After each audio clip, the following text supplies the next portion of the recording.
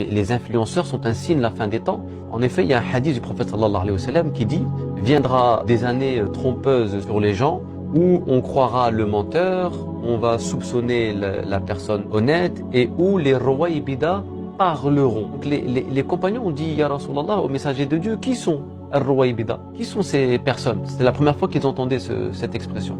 Et donc là, le prophète va dire « rouwaïbida », ce sont des personnes insignifiantes, des personnes viles, des faibles d'esprit, qui vont se mettre à parler sur les affaires publiques, c'est-à-dire qu'ils vont se prononcer publiquement. Ils vont avoir des apparitions publiques, une influence publique. Un hadith qui nous interpelle, parce qu'aujourd'hui, il est vrai qu'on a, par l'intermédiaire des réseaux sociaux, beaucoup de personnes qui se mettent à se prononcer sur des affaires publiques, sur les affaires générales d'une société, à avoir de l'influence, alors qu'elles n'ont pas les compétences, qu'elles n'ont pas les moyens intellectuels, spirituels, tout ce qu'on veut, pour se prononcer sur ce type d'affaires.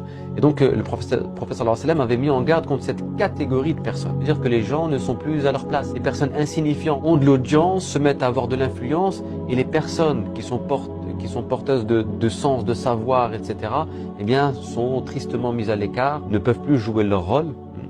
C'est une chose qui doit nous interpeller.